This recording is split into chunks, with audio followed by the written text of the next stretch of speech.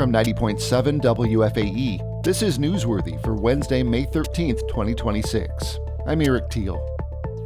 The Charlotte-Mecklenburg Schools Board of Education unanimously approved the district's 2026-27 budget Tuesday night, concluding a tumultuous 2 weeks of tension after the board rejected Superintendent Crystal Hill's first proposal last month. James Farrell has more. The board has met 3 times in contentious special hearings to hammer out details since they rejected Hill's budget in a dramatic 8-1 vote. Hill submitted a revised $2.1 billion proposal this week that included some tweaks based on board feedback. Despite the 2 weeks of tension, the board approved the new plan with few fireworks.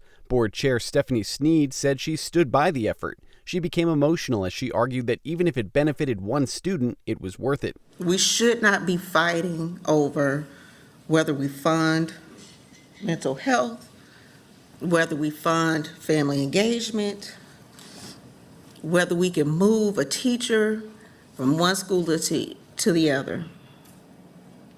The system is broken. The revised budget cuts a $2.4 million social-emotional learning program called Capturing Kids' Hearts that garnered board scrutiny, and it preserves 4 Department of Social Services liaison positions that had initially been slated for cuts.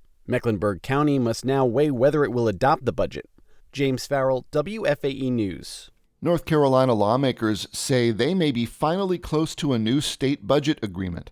Negotiations between House and Senate leaders have stalled for nearly a year over issues including Medicaid funding gaps and teacher pay. One major sticking point has been salaries for educators falling behind neighboring states.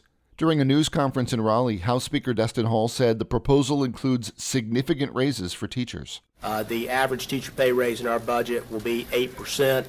It will take starting teachers to number 1 in the South when you're including the local supplement, but also taking care of veteran teachers as well, and giving increases all across the salary schedule for teachers.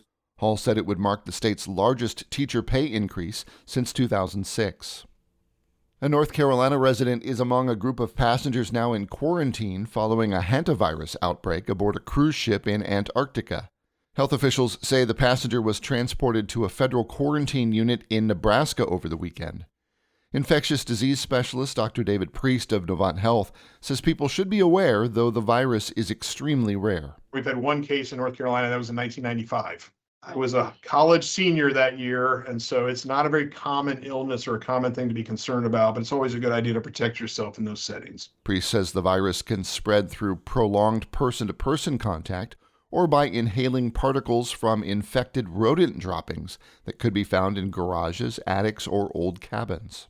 Charlotte City Council made a huge decision Monday night to rescind support for the I-77 expansion project. Elvis Benayese has more on the skepticism some residents feel, despite the vote.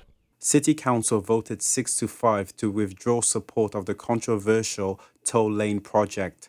Chandler Rinn lives in the Wilmore neighborhood near South End. Rinn's home could be destroyed if the highway is expanded.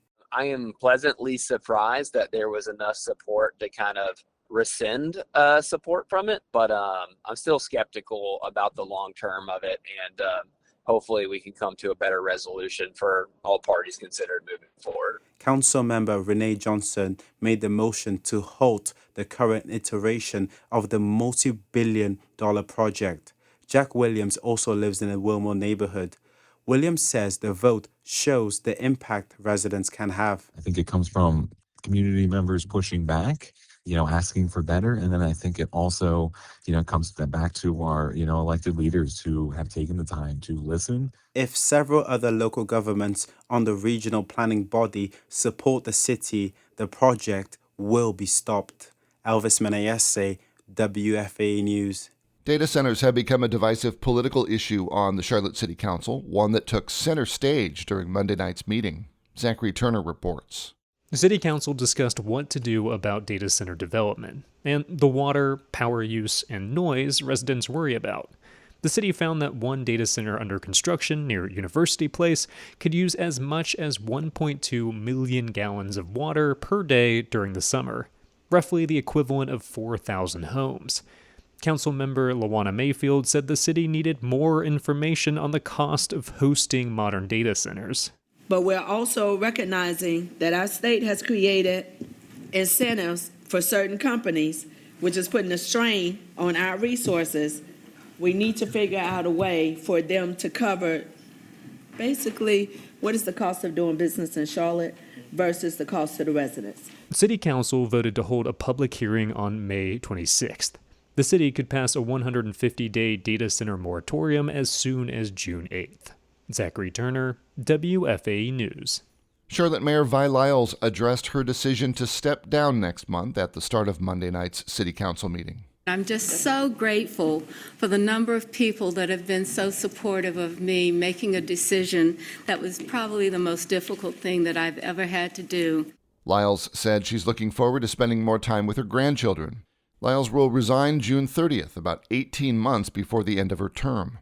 WFAE has previously reported that the 73-year-old Lyles has reduced some of her job duties and public appearances over the past 2 years.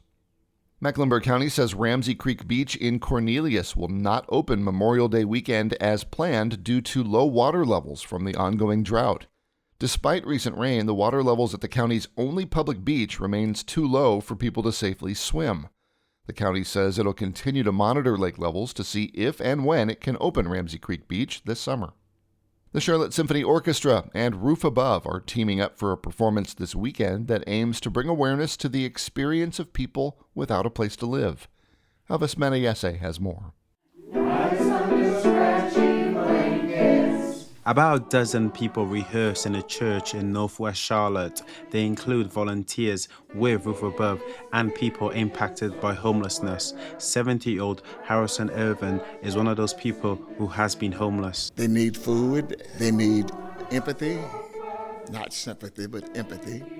And I want to be a part of building crossroads and pathways where we can locate individuals and reach out to them to give them a helping hand.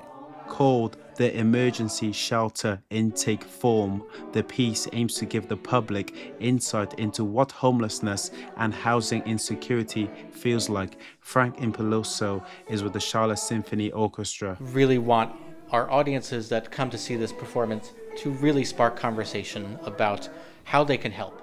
The performance takes place on Friday and Saturday at 7:30 at the Night Theatre. Elvis Menayese, WFAE News.